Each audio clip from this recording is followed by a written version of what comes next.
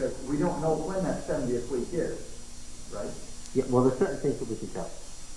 The setting up of the modern state of Jerusalem tells us that the beginning of the end has occurred. Okay? This is why a lot of people said in 1988 the world would end. Because Israel was set up in 1948 and this generation won't pass and the generation is 40 years, and so by 1988 that's the count. Okay? Yes. So they see the setting up of the kingdom, the coming of the modern state of Israel as a forerunner of that event. They see the struggle between East and West that went on as a forerunner of that event.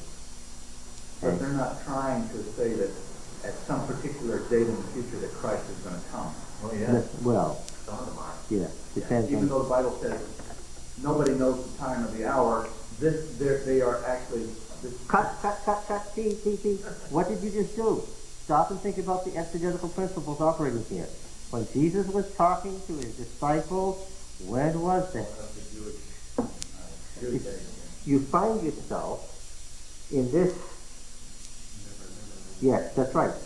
Suddenly, the Bible becomes a trick book. Right? It says this, oh, but that doesn't apply. It says that, oh, but that applies to the future. It says this, oh, but that applies to the past. And the whole thing slides away from you. That's the problem with dispensationalism. Yes. Now, wait a minute. You all know that dispensationalists believe that the righteous will be raptured. Where did you say the kingdom was going to be? Raptured to where? Yeah. Well, how come if they're raptured away from here, the kingdom's going to be here? The kingdom is made up of 144,000 converted righteous Jews.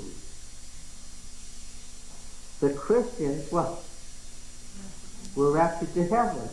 No big deal. The Christians don't have to deal with the Jews after all. Yeah. So the kingdom age is the fulfillment of all those messianic kingdom prophecies in the Old Testament to the Jews, just as God promised, and the Christians have gone elsewhere because those promises weren't made to Christians. Get it?